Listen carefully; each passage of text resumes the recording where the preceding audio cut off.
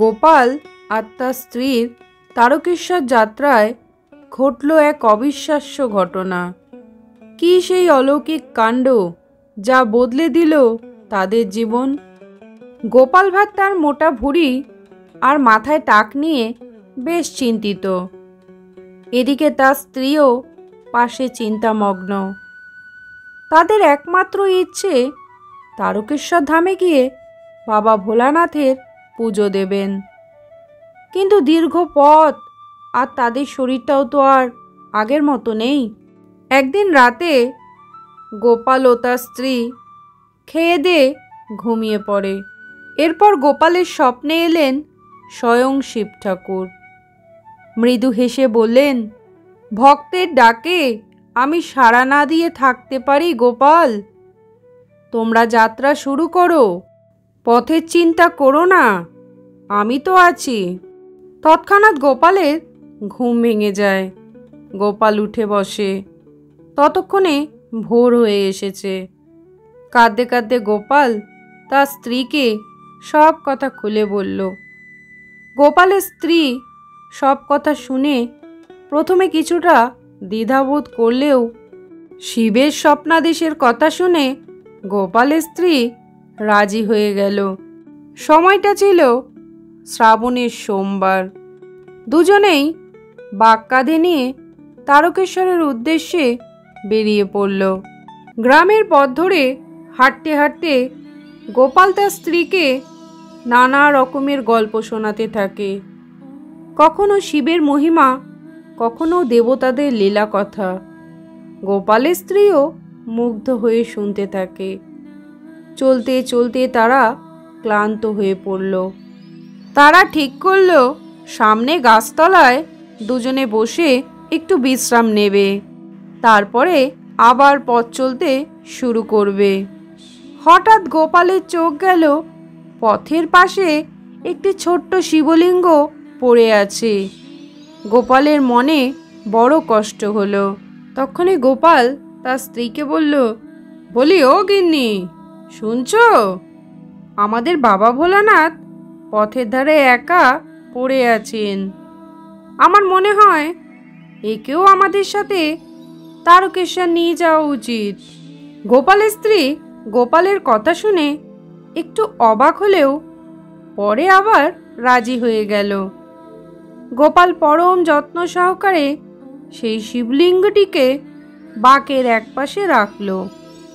এরপর তারা আবার পথ চলতে শুরু করল। আশ্চর্য ব্যাপার হলো, শিবলিঙ্গটি বাঁকে রাখার পর থেকে গোপালের ক্লান্তি যেন অনেকটাই কমে গেল। পথও যেন আগের থেকে ছোট মনে হতে লাগলো। তারা দুজনে গান গাইতে গাইতে গল্প করতে করতে এগিয়ে চলল।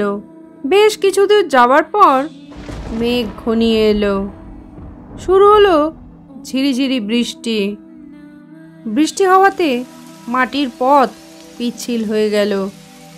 হঠাৎ গোপালের পা পিছলে গেল আর সে ধপ করে মাটিতে বসে পড়ল।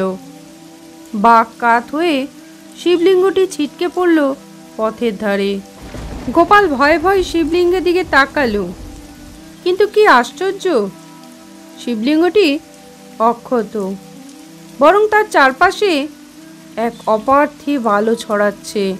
আর ঠিক সেই মুহূর্তে তাদের সামনে আবির্ভূত হলেন স্বয়ং মহাদেব। তার মাথায় জটা, হাতে ত্রিশূল আর মুখমণ্ডলে এক শান্ত হাসি। মহাদেব বললেন, ধন্য গোপাল, তোমরা ধন্য, যে পথের দেবতাকে এত যত্ন করে নিয়ে যাচ্ছিলে। তোমাদের ভক্তি দেখে আমি প্রসন্ন হয়েছি। গোপাল আর তার স্ত্রী ভয়ে হাত জোড় করে প্রণাম করল। বাবা মহাদেব তাদের আশীর্বাদ করে বললেন, তোমাদের তারকেশ্বর যাত্রা সফল হবে। আর এই শিবলিঙ্গটি এখানেই প্রতিষ্ঠিত করো। এর নাম হবে পথের শিব। যে কোনো ভক্ত এখানে এসে মন থেকে ডাকলে তার মনের বাসনা পূর্ণ হবে। এই কথা শেষ না হতেই মহাদেব মিলিয়ে গেলেন। গোপাল আর তার স্ত্রী অবাক হয়ে দেখল যেখানে শিবলিঙ্গটি পড়েছিল সেখানে এক জ্যোতির্ময় মন্দির গড়ে উঠেছে। তাদের চোখে জল এসে গেল।